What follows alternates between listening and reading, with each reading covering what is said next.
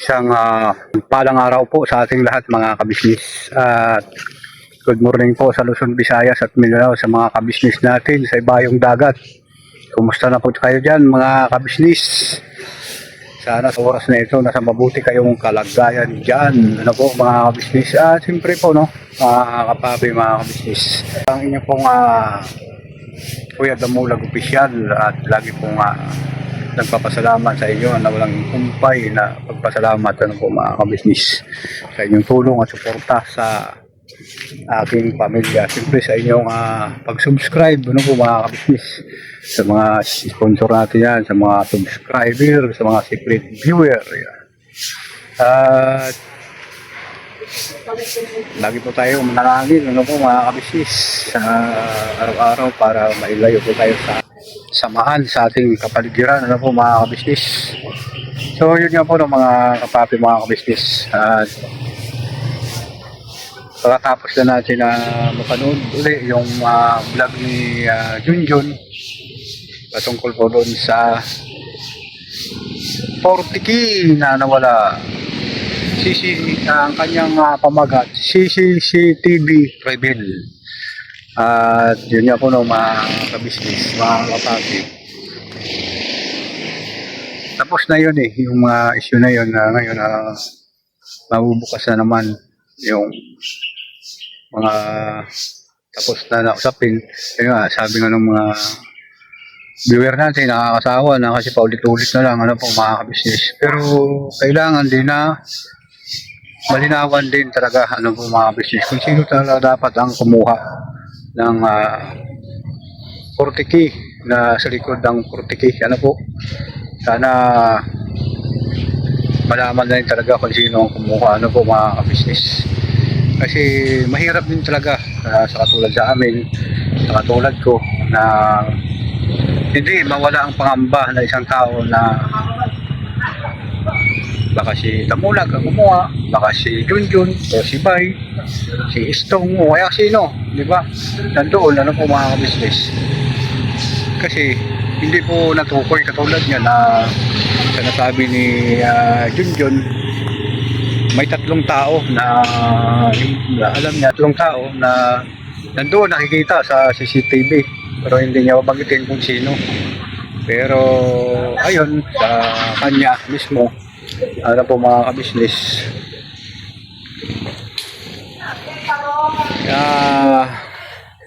sinabi na sa kanya kung sinong tao na yun ang kumuha.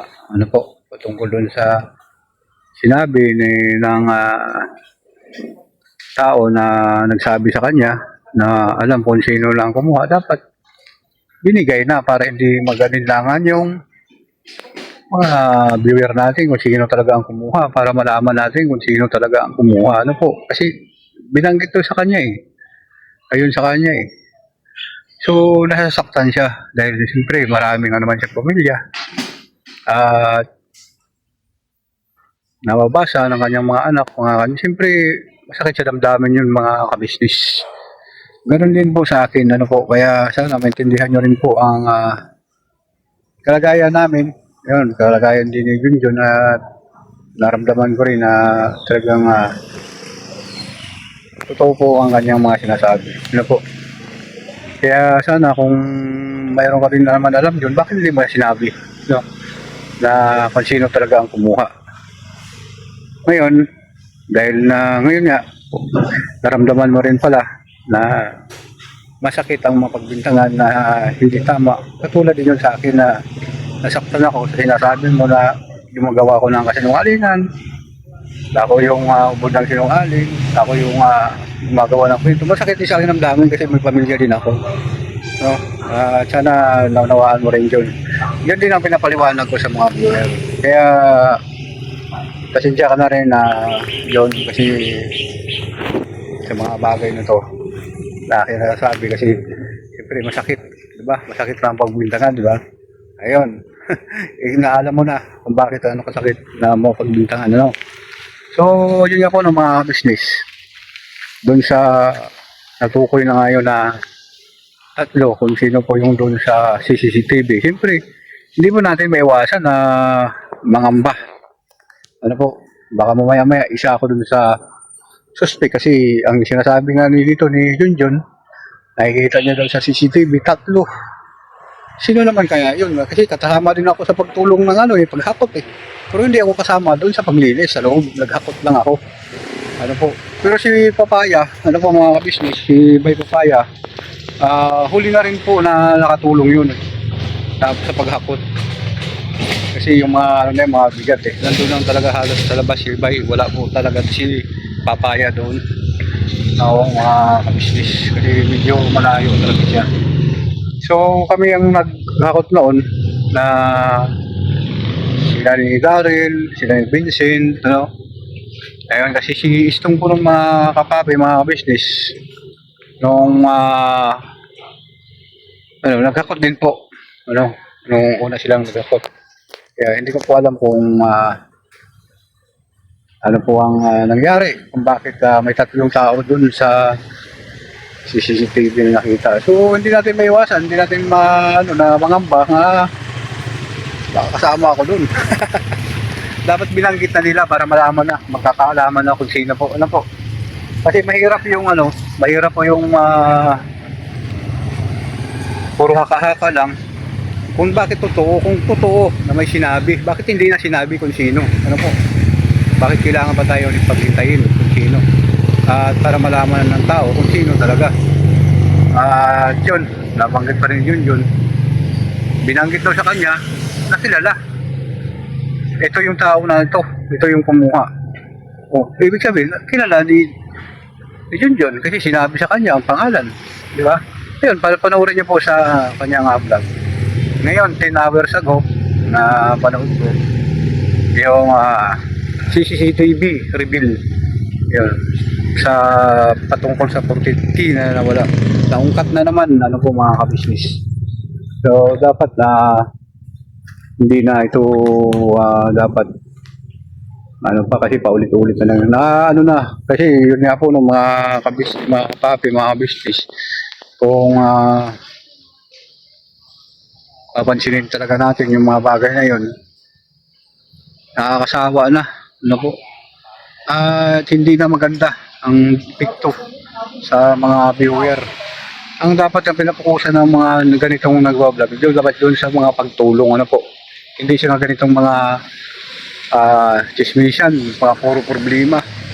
Ayun sa mga OFW natin na nanonood, na-stress din sila sa pagpanood, imbis na makarelax sila sa mga bagay na pag-uwi mo sa bahay, manonood sila. Na-stress sila dahil siyempre ang napapanood po nila mga kabisnis, mga problema din. Ano po? Sana huwag naman na patagalin kung talaga alam nyo kung sino. Sabihin nyo na, kung ako ang nagkuha, go, turo nyo ako. Diba? Ano po mga business, pag sinabi na si Damula kumuha ng 40K, diba? Kung sino man, dapat turo nyo kung sino. Pero sa akin po mga kapapi, mga business, bakit ipaligwi-ligwi pa nila kung talagang tukoy na kung sino? Ano po? Kaya nga dapat huwag na natin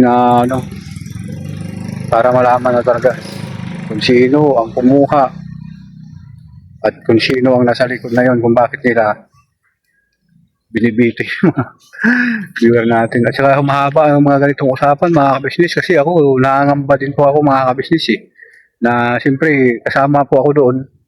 At sa akin ano po mga kabisnis, nililinis ko rin yung sa akin na halimbawa kung na naiwan ang pira ng kabisnis, siguro regalo ni Papa din. Malabo din siguro na kung sa akin lang mapag-interest yan kasi ako mag-i-interest kahit 1 milyon pang pira ni Kuya siguro, kaya ni Papa din hindi ko kaya sikmurain na kuhain lalo na sa kanila ni Junjun Happy Papaya. Hindi din sila ang kukuha nun mga kabisnis, kasi alam kahit ganun si Papaya talagang hindi po kukuha yun. Junjun hindi rin. Ano po mga business, hindi natin po alam kung ano po ang ng tao na yun, bakit pinag-interesa niya yung hindi sa kanyang pera. May karma din po yun mga kabisnis. At sana kung natukoy nga naman, paulit-ulit yun na sinasabi, kung natukoy, di sabihin na para hindi na umasa yung mga tao na puro vlog lang yung ginagawa natin. Puro po ano lang, puro for the views lang. Di ba? Yun, na alam na Junjun kung sino, dapat sinabi mo na. Para matapos na yung mga inaabang mga tao kung sino. Kasi hindi po ito matatapos mga kabisnis. Hanggat may ganitong usapin, paulit-ulit lang. Parang sa akin lang yan eh. Makita ko ng mga kasama ko dito. Oy, yeah, sinungaling ko si Damulag. Parang ganun po mga kabisnis. Pagkat man ganun na ano na, hindi ko naman ako maepektado doon kasi hindi naman totoo. Di ba po? Magbaka, yung higit sa lahat, nagpapakatotoo ako sa sarili ko na hindi ko nagagawa yung mga ganon. At siyempre, kung halimbawa, naman na mga nagko-comment na hindi natin sila makokontrol kung anong nasasabi nila, talagang ganun po ang ano, ang ating buhay. Ano po? Kasi sa social media tayo, hindi tayo makakaiwas sa mga intriga. Ayun. At yun. Sa mga nagsasabi, sana gandahan naman para maawa naman tayo sa mga marami din pamilya na masisira. Ano po? Na siyempre, kung mag-comment ka na naman, tapos mababasa ng mga anak. Tulad sa akin, may mga anak din ako sa ibang lugar. Yun. Diba? Nakabasa nila. Tulad yung anak ko sa Cebu, 2. Puro babae. Papa pala, ano pala to? Ganyan ka. Di ba po mga kabisnes? Yan pala yung hindi nagpapaliwanag doon sa mga nawala na 40,000 o ano. Kasi may 3 daw na nakita sa CCTV. Tapos isa pa siya doon o ano. Yung haka-haka po kasi mga kabisnes hindi matatapos yan hanggat hindi po mabigyan ng solusyon. Sana po mabibigyan natin ng paglilinaw yung mga bagay na yun. At sa akin lang naman side yun mga kabisnes para hindi na po mahirapan yung mga subscriber natin na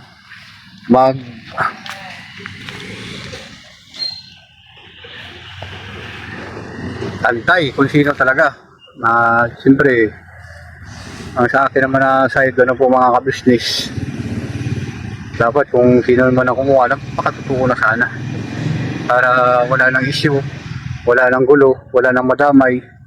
At aminin nyo na lang na ako kumuha, kuya. Bayaran ko na lang sa'yo. Yan nga. At mayroon ako nabasa sa comment na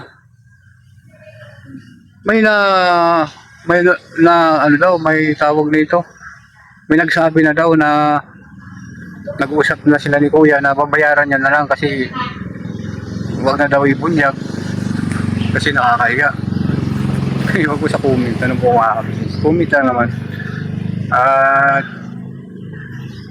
yun, sana mabigyan natin ng ano, linaw para hindi na paulit-ulit yung ganitong vlog ano po mga kabisnes. At sa akin din na side ano po na nililinaw ko rin na ako wala akong kinalaman doon mga kabisnes. Kung ano, kung halimbawa na sa 3 na yun na nakita at hindi sigurado kung sino kasi siyempre nag-aantay rin po ako mga kabisnes kung kasama ba ako doon sa 3 na yun, kung sino bang nasa yung sa loob na yun na 3, bakit hindi binabanggit, ano ba talaga. For the views lang ba to o paulit-ulit na lang ano po. Ayun nga ano, so sana yung mga usapin ito, mayroon na sana mabigyan sana ng solusyon o katapusan, sana maibanggit na kung sino talaga para matapos na mga problema dito sa usapin ng 40K. Ano po mga business. At yun,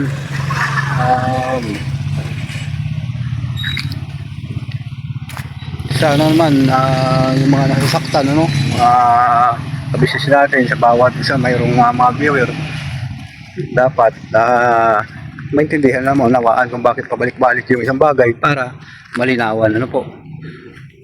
So, hanggang dito na lang po mga kapapi, mga kabisnis. At maraming salamat sa inyong pagsama sa kabuuan ng aking vlog.